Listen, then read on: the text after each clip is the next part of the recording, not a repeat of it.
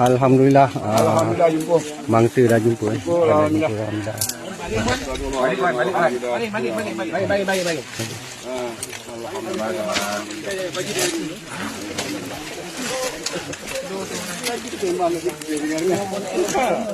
Badan dah ini rubuh ke bawah. Oh ni dah buat. Mangsa dah jumpa mangsa dah jumpa. Alhamdulillah.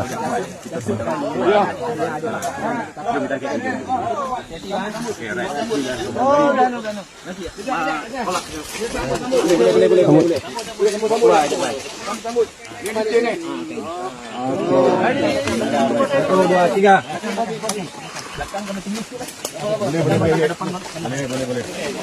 Boleh.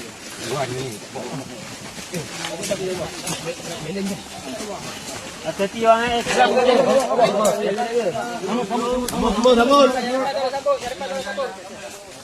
Kat sini. Tempat sini jumpa Wan ni. Dia tengah main air dekat paya. Dekat paya. Tempat tidur. Oh, ni tempat tidur. Ni tempat yang Wan ni dia rehat sini tidur. Mungkin 2 hari dekat sini lah tempat dia rehat ni. Dia buat ni tempat dia.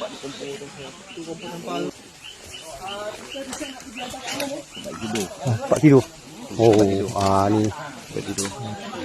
Ni tempat yang Wan ni dia rehat sini tidur. Mungkin 2 hari dekat sini lah tempat dia rehat ni. Dia buat ni tempat dia. Oh, dia rehat sini 2 hari lah. Okey.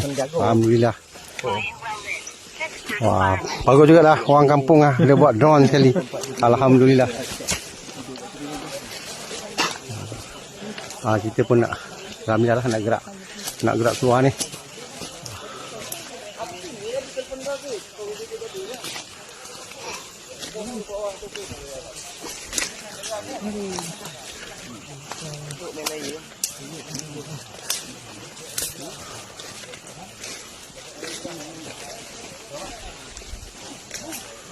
Macam ni, Pak?